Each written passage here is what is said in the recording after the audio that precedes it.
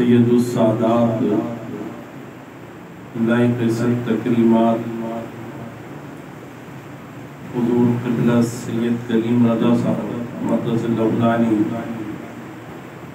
اور انتہائی لائق تکریم اور واجب التعظیم حضرت سید حبیب اللہ شاہ صاحب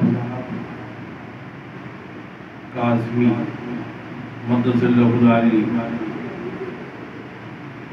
انتہائی محترم اور محتشم سید عرفان شاہ صاحب مقدس العلی، حاضرین مجلس، سامعین باتمکین،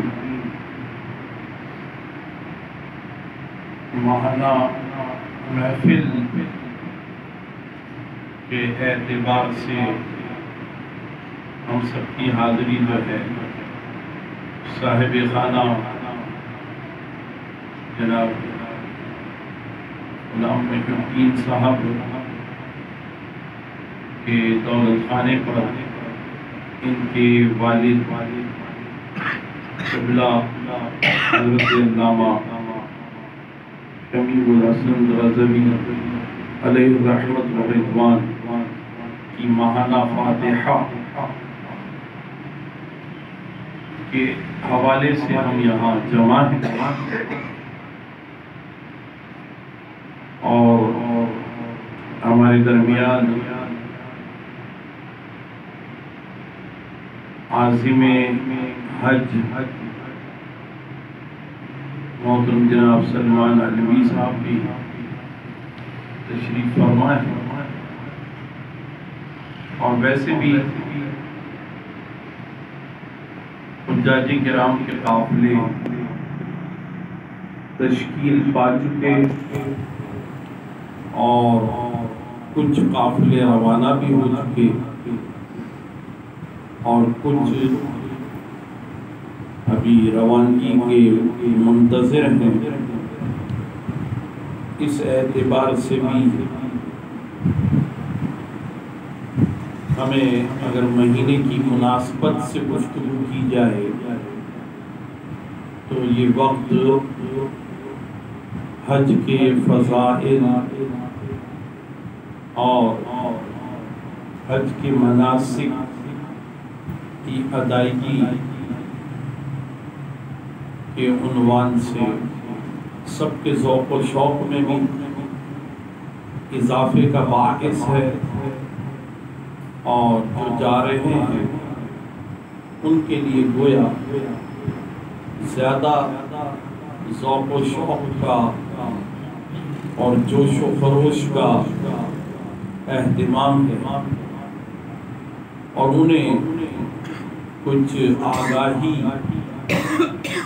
حج کے حوالے سے بھی حاصل ہو سکے گی۔ اللہ سبحانہ و تعالی عز و جل نے قرآن مجید میں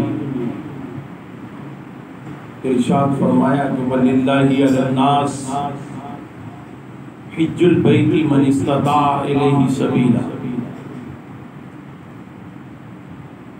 کہ اللہ کے لیے لوگوں پر فرض ہے کہ وہ حج کے لیے اللہ کے گھر کا طواف کریں، حج کی ادائیگی کریں۔ تو یہ حکم قرآن مجید میں اس کی فرضیت کو واضح کرتا ہے۔ قرآن مجید فرقان حمید، برہان رشید، ارکان دین کے حوالے سے بھی جہاں نماز کی فرضیت اور روزے کی فرضیت، زکوٰۃ اور صدقات و خیرات کی فرضیت کو بیان کرتا ہے، ایسے ہی حج اور جہاد کی فرضیت کو بھی بیان کرتا ہے۔ اور یہ بات یاد رکھنے کی ہے، میں ہمیشہ اس کا ذکر کرتا ہوں، جنہوں نے سنا ہوگا اچھی بات، سبق یاد ہو جائے گا، جنہوں نے نہیں سنا ان کے لیے یہ بات اور بھی زیادہ امر یقینی پر مشتمل ہوگی کہ اللہ سبحانہ و تعالی عز و جل نے کوئی بھی حکم ہم پر مسلط نہیں فرمایا۔ جیسے عام طور پر یہ خیال کوئی کرے کہ بھئی یہ تو ہمارے بس کی بات نہیں ہے، تو بشرط استطاعت فرمایا، من استطاع الیہ سبیلا، اگر تم استطاعت رکھتے ہو یہ سفر کرنے کی تو پھر یہ سفر اختیار کرو۔ اور یہاں استطاعت دونوں معنوں میں، یعنی جیب میں بھی طاقت ہو اور جسم میں بھی توانائی ہو۔ ایسا نہیں ہے کہ وہاں جا کر کسی کے اوپر بوجھ بن جائے بندہ اور مناسک حج ادا نہ کر سکے۔ تو یہ بات یاد رکھیے کہ اللہ تعالیٰ نے ہر حکم جو دیا ہے وہ ہم پر مسلط نہیں کیا، ہمارے مزاج کے مطابق ارکان دین ہم پر فرض کیے گئے ہیں۔ ہم بحیثیت مسلمان اس پر غور زیادہ نہیں کرتے، لیکن اگر غور کریں تو یہ بات بھی سمجھ میں آ جائے گی کہ اللہ تعالیٰ کے جتنے بھی احکامات ہیں تو ان کا تعلق ایک انسان کی بشری قوتوں کے ساتھ ہے۔ تو اسی لیے اللہ سبحانہ و تعالی عز و جل نے ارشاد فرمایا کہ سبح اسم ربک الاعلی، تسبیح بیان کرو اپنے رب کی کہ جو سب سے بزرگ و برتر ہے، الذی خلق فسوی، جس نے تمہیں تخلیق کیا اور ٹھیک ٹھیک تخلیق کیا۔ ایسا نہیں ہے کہ وہ بنانا کچھ اور چاہتا تھا تو بن گیا انسان، ایسا نہیں ہے۔ اس نے حضرت آدم علیہ السلام کو تخلیق کیا تو انہی کو ہی کرنا چاہتا تھا، اسی لیے اللہ نے فرمایا انی جاعل فی الارض خلیفہ، کہ میں زمین پر اپنا ایک خلیفہ مقرر کرنا چاہتا ہوں۔ تو اللہ سبحانہ و تعالی عز و جل نے تخلیق بھی کیا اور ٹھیک ٹھیک تخلیق کی۔ پھر اس کے بعد فرماتا ہے والذی قدر فہدی، اور وہی ذات ہے جس نے تمہارے لیے مقدار کا تعین کیا۔ مقدار سے مقدر بنا، تو اس نے کیا چیز کا تعین کیا؟ اس نے ہمیں سانسیں دی، یہ بھی ایک مقدار سے دی، اس کا ایک پورا ٹائم ٹیبل اور ایک شیڈول ہے۔ اور اس نے رزق دیا، وہ بھی ایک حساب کے ساتھ۔ اس نے ہمیں بات کرنے کے لیے یہ کلمات عطا کیے، تو یہ بھی پورے حساب و کتاب سے۔ اسی طرح اس نے ملاقاتی دی، تو یہ ملاقاتی بھی حساب و کتاب کے ساتھ۔ یہ بات میں نے اس لیے کہی کہ جب بندے کی موت آتی ہے تو مزید کسی سے مل بھی نہیں سکتا، جتنے مقدر میں تھے ملنے والے ان سے وہ مل چکا، جتنے جملے بولنے تھے وہ بول چکا، اور اسی طریقے سے جتنا اس نے کھانا اور پینا تھا وہ کھا پی چکا، اور جتنی اس کی سانسیں تھی وہ سانسیں لے چکا۔ ان تمام چیزوں کا باقاعدہ ہمارا ایک گودام بنا ہوا، ایک بانڈڈ ویئر ہاؤس۔ گودام میں ہماری سانسیں بھی محفوظ ہیں، ہمارا آب و دانہ بھی محفوظ ہے، اور ہمارے کلمات بھی محفوظ ہیں، اور ہمارے ملاقاتی بھی محفوظ ہیں۔ اور بہت ہی آسانی کے ساتھ یہ بات سمجھ میں آ جائے تو میں عرض کرتا ہوں کہ دیکھیے بزرگوں نے فرمایا کہ کم کھاؤ عمر بڑھ جائے گی، کیونکہ اگر آپ اپنے رزق کا گودام، اس کا اسٹاک جو ہے وہ اگر آپ محفوظ رکھیں گے تو جب تک آپ کے حصے کا رزق ہے موت نہیں آئے گی۔ اس کو بچا کر کے رکھو تو برکت ہوتی رہے گی، عمر بڑھتی رہے گی۔ پھر بزرگوں نے فرمایا کم سونا بھی کم کرو، کیونکہ سوتے میں سانس بندہ زیادہ لیتا ہے، اور اگر بندہ جاگ رہا ہو تو وہ باتیں بھی کرتا ہے، دیکھتا بھی ہے، ٹھیک ہے نا، چلتا پھرتا ہے، تو اتنی زیادہ اس کی سانس استعمال نہیں ہوتی۔ تو سانس کا گودام بھی بچا کر کے رکھے تو عمر بڑھ جائے گی۔ اور پھر بزرگوں نے فرمایا کہ بلا وجہ کلام مت کرو، کم گفتن، یعنی کم سے کم بات کی جائے۔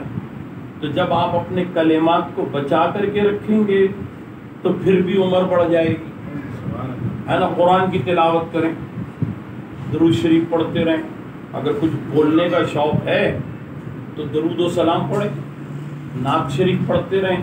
یہ ذاتی تدبر کا کلام نہیں ہے۔ ذاتی تدبر سے جو بندہ بولے گا، جیسے میں نے آپ سے کہا بھی آپ کے کیا حال ہے، خیریت سے ہیں، طبیعت ٹھیک ہے، اور سنائیے آپ کے دفتر کے معاملات کیسے چل رہے ہیں، اور آپ کو انکریمنٹ ہوئے نہیں ہوئے، کچھ آپ کو پروموشن ملی کہ نہیں ملی، پوسٹ آگے بڑھی کہ نہیں بڑھی، تنخواہ کتنی ہے، اضافہ ہوا یا نہیں ہوا۔ یہ ہے میرے ذاتی کلمات۔ ان کلمات کو ادا کرنے کے لیے اللہ تعالیٰ نے حساب و کتاب رکھا۔ قرآن پڑھنے کا کوئی حساب نہیں، اور اگر قرآن ہی کو تبادلہ خیال کا ذریعہ بنا لیا جائے تو سبحان اللہ کیا بات ہے۔ حضرت امام عبد الرحمن جوزی رحمۃ اللہ تعالی علیہ، انہوں نے صفت الصفوہ میں ایک خاتون کا ذکر کیا ہے کہ وہ خاتون جو ہیں حضرت بایزید بستامی رحمۃ اللہ تعالی علیہ سے ملی، سفر حج پہ جا رہی تو قافلے سے پیچھے رہ گئی، تو پاپردہ خاتون تھی، تو حضرت خواجہ بایزید بستامی رحمۃ اللہ تعالی علیہ انہوں نے ان سے پوچھا، کیونکہ ریگستان میں میدان میں ریت پر بیٹھی ہوئی تھی، گرم ریت،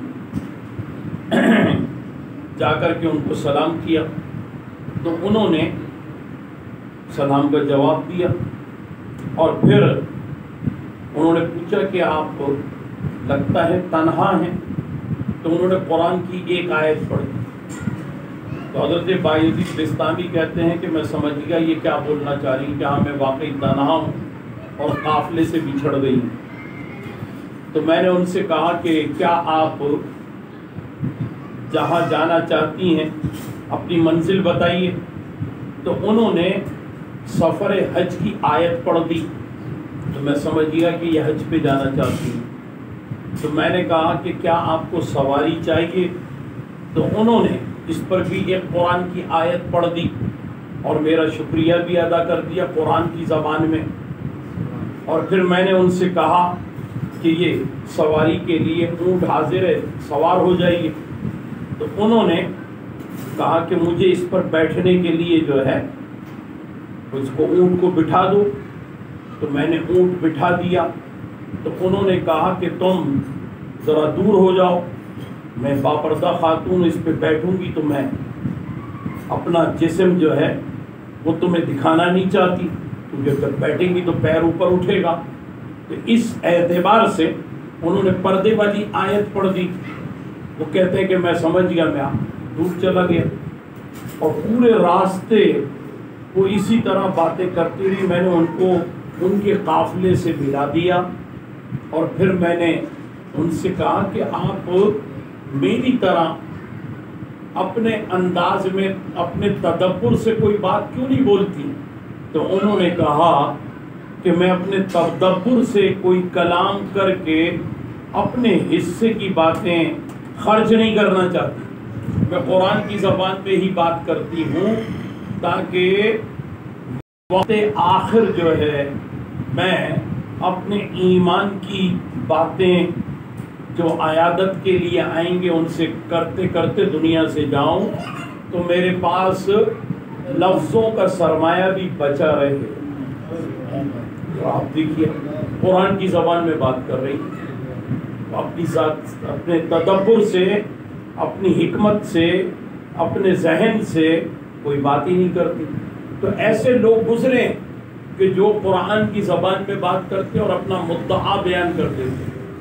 بہرحال بزرگوں نے یہ بھی فرمایا کہ لوگوں سے ملاقات کم کرو.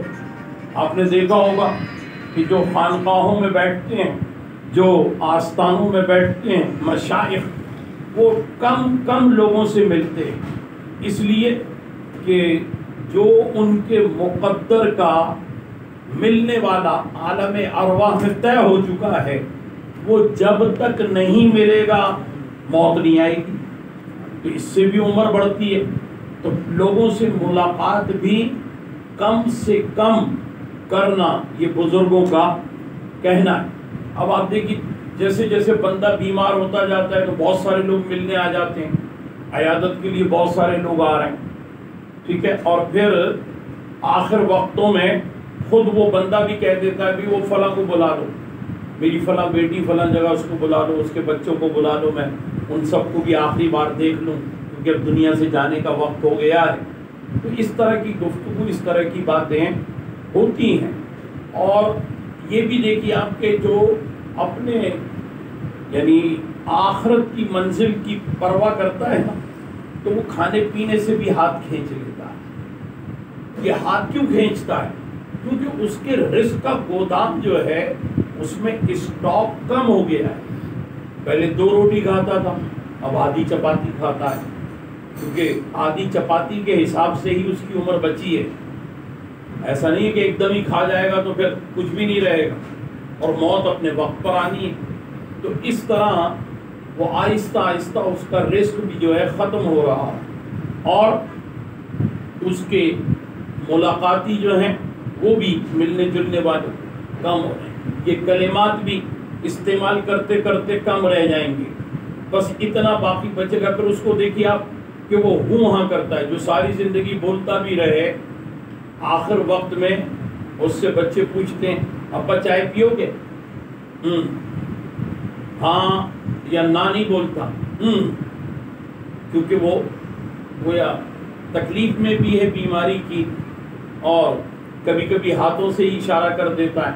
پانی مانگے گا کہ بھئی پانی پلاؤ، نہیں، وہ اشارہ کر دے گا پانی پلا دو. اس لیے کہ اس کو معلوم ہے کہ مرتے وقت توبہ کے کلمات بھی تو زبان سے کہنے ہیں نا، اس لیے وہ اپنے لفظوں کو بچا رہا ہے کہ میں توبہ کر کے مروں، کلمہ پڑھ کر کے مروں، ٹھیک ہے، اور اپنے شیخ طریقت کو یاد کر کے اور پکار کر کے مروں، اور شیخ طریقت کے توسط سے اپنے سلسلے طریقت کے پیشوا کو یعنی غوث اعظم کو بھی پکاروں، اور پھر سرکار مدنی تاجدار نبی مختار صلی اللہ تعالی علیہ وآلہ وسلم ان کو بھی جاکنی کے عالم میں آواز دوں. تو وہ یہ اس کی کیفیت ہوتی ہے کہ یا الہی بھول جاؤں نزا کی تکلیف کو، شادی دیدار حسن مصطفیٰ کا ساتھ. تو یہ تمام چیزیں جو ہیں مقدر سے اللہ تعالیٰ نے عطا کی ہیں. اور میں یہ عرض کرنا چاہ رہا تھا سمجھانے کے ساتھ ساتھ کہ کوئی حکم بھی اللہ تعالیٰ نے مسلط نہیں فرمایا. اب تھوڑی دیر کے لیے اگر آپ یہ غور کریں کہ ہم گھر سے نکلتے کام کے لیے جا رہے ہیں، کوئی بینک میں ملازم ہے، کوئی اسکول میں ملازم ہے، کوئی کسی دفتر میں ہے، جب ہم گھر سے تیار ہو کر کے نکلے اپنے حساب سے جو بھی دفتر کی کٹ ہے تو جو بھی سوٹ پہننا ہے وہ پہن لیا، جوتے موزے وغیرہ، اور جا کر کے بیٹھ گئے. تو اب آپ دیکھیے کہ وہاں کتنی دیر تک کوئی کام کرے گا. 9 بجے اس نے کام شروع کیا، چاہے وہ بینک ہے، چاہے وہ تعلیمی ادارہ ہے، چاہے کوئی بھی دفتر ہے. تو اب وہ کام کرتے کرتے کتنی دیر تک کرے گا؟ کیا وہ اگلے دن تک یا اگلے ہفتے تک مسلسل کام کر سکتا ہے کوئی آدمی؟ نہیں کر سکتا۔ ایک وقت آئے گا کہ جس وقت وہ ذہنی طور پر پزل ہو جائے گا، ایگزاسٹ ہونے لگے گا۔ اگر اس کو مسلسل کام میں رکھا تو گویا جیسے بم پھٹتا ہے نا، تو ایسے اس کا دماغ پھٹ جائے گا، نہیں کر سکتا کام۔ تو کچھ دیر کے بعد ہی اس کو جماہی آئے گی، تو تھوڑی دیر میں کروٹ بھی لے گا، انگڑائی بھی لے گا، دونوں ہاتھ اوپر بھی اٹھائے گا، آنکھیں بھی مسلے گا، اینک لگاتا ہے تو نیچے رکھے گا، ٹھیک ہے، جوتے موزے پہنے ہیں تو جوتے اتار دے گا، موزے بھی اتارے گا۔ اس کا دل چاہے گا، ادھر اپنے اسٹاف کو کہے گا یار چائے لاؤ، میں ذرا منہ پر پانی کے چھینٹے مار کے آتا ہوں، بڑی یعنی کاہلی سی ہو رہی ہے۔ تو یہی وہ ٹائم ہوتا ہے جب زوال کا وقت گزر جاتا ہے، اور گویا اللہ تعالیٰ یہ فرماتا ہے کہ تو کام کرتے کرتے تھک گیا، آجا فریش ہونے کے لیے مسجد کا وضو خانہ حاضر ہے، وضو کر لے۔ منہ پر ایسے چھینٹے کیوں مارتا ہے؟ وضو بنا لے، تجھے ویسے بھی آرام کرنے کا دل چاہ رہا ہے، تجھے ویسے بھی دفتر میں ایک بریک ٹائم چاہیے، تو پھر مسجد میں آ جا، نماز ظہر ادا کر، تجھے بریک ٹائم بھی مل گیا، تو فریش بھی ہو گیا۔ تو یہ جو اقیم الصلاۃ نماز کا حکم ہے، یہ زبردستی نہیں ہے، انسان کی طبیعت یہی چاہتی ہے۔ اب میں نے یہ بات تو اپنے بحیثیت مسلمان عرض کر دی، اب اگر کسی بات کو قیاس کریں کسی اور پر، ایک ہندو بینک میں ملازم ہے، تو جو بات میں نے عرض کی، کیا 12 ساڑھے 12 اور 1 بجے ہندو کی بھی یہی کیفیت نہیں ہوگی جو میں بھی عرض کر رہا ہوں؟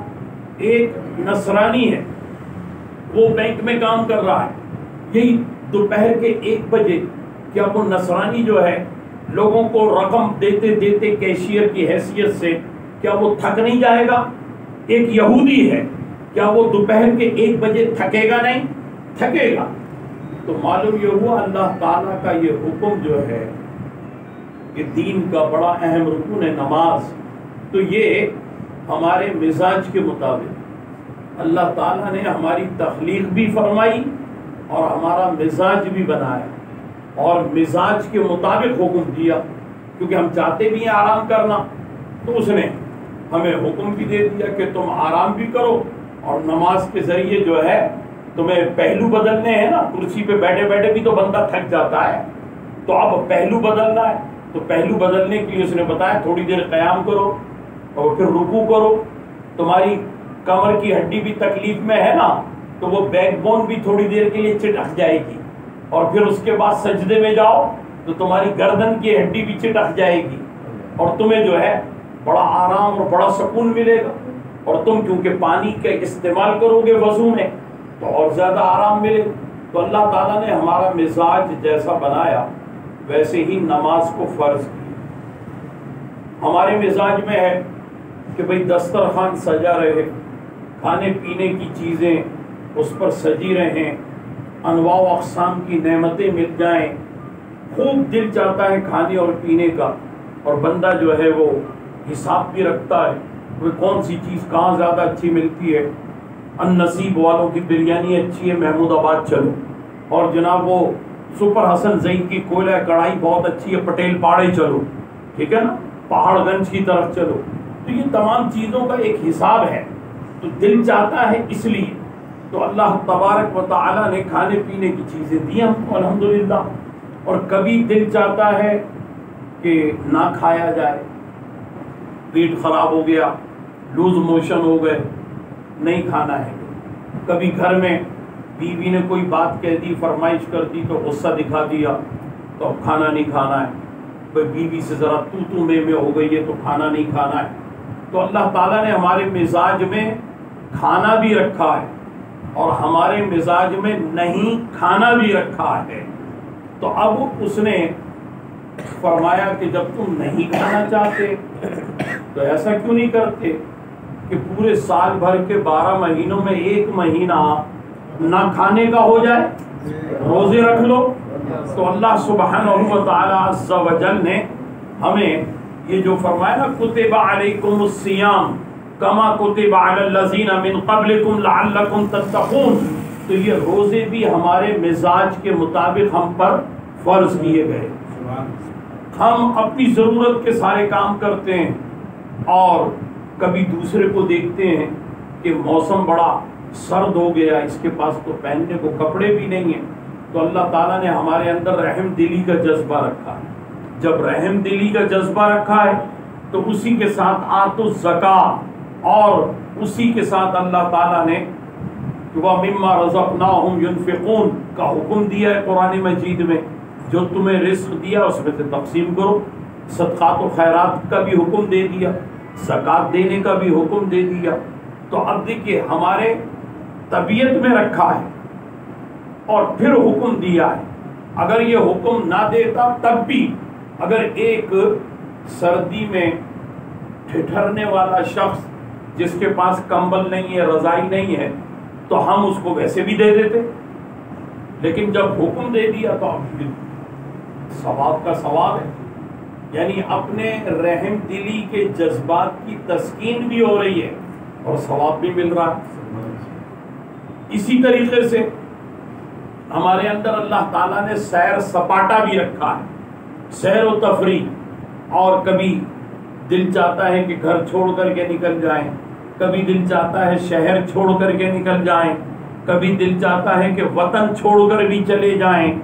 تو اس اعتبار سے سیر و تفریح کے لیے کوئی کوثر مری چلا جاتا ہے, کوئی ایبٹ آباد اور کاغان اور کالام چلا جاتا ہے, کوئی سوئٹزرلینڈ اور کوئی ماؤنٹ ایوریسٹ کی چوٹی دیکھنے کے لیے نیپال کھٹمنڈو چلا جاتا ہے. تو اللہ سبحانہ و تعالی عز و جل نے فرمایا کہ تمہارے اندر سیر و تفریح کا جذبہ تو ہے, تم گھومنا چاہتے ہو, تم مناظر کائنات دیکھنا چاہتے ہو, مظاہر کائنات بھی دیکھنا چاہتے ہو, کیا ہی اچھا ہو کہ تم سبزہ زار والے پہاڑوں سے دلچسپی رکھتے ہو, کوثر مری سے دلچسپی رکھتے ہو. تو اس میں تمہیں کوئی ثواب تو نہیں ملے گا, لیکن آؤ میں تمہیں صفا اور مروہ کے پہاڑ دکھاؤں, جس پر عمل کرو تو تم ایسے ہو جاؤ کہ جیسے آج ہی پیدا ہو, تمہارے سارے گناہ معاف کر دیے جائیں. تو تم کیوں نہ وہاں آ جاؤ, تمہارے سیر و تفریح کا جذبہ بھی پورا ہو, ہوائی جہاز کا سفر بھی ہو, بسوں کا بھی سفر ہو, اور پھر تم وہاں پہنچ جاؤ حرمین طیبین. تو اللہ تبارک و تعالی نے ان الصفا والمروہ من شعائر اللہ فمن حج البیت او اعتمر فلا جناح علیہ ان یطوف بہما ومن تطوع خیرا فإن اللہ شاکر علیم. تو یہ اللہ نے حکم دے دیا. اسی لیے حج کی فرضیت کا جو حکم ہے یہ بالکل ہمارے مزاج کے مطابق, ہماری طبیعت میں یعنی غصہ بھی ہوتا ہے اور ہمارے اندر غصے کے اظہار کے لیے طاقت کا استعمال بھی ہے. تو اب یہ طاقت کا استعمال جو ہے یہ کمزوروں کے لیے نہیں ہے, یہ اپنے گھر کے افراد کے لیے نہیں ہے کہ بچے پر ہی تماچا مار دیا, بچے کو ہی گھوسا مار دیا. یہ ایسا نہیں ہے. اللہ تعالیٰ نے فرمایا تمہیں طاقت اور قوت دی ہے, تو اس طاقت کا استعمال اللہ اور اس کے رسول کے دشمنوں کے لیے استعمال کرو. فرمایا کتب علیکم القتال, تم پر جہاد فرض ہے. تو فرضیت جہاد کے ساتھ ہی اللہ تعالیٰ نے ہمارے اندر غصہ بھی رکھا, کیونکہ جہاد کے وقت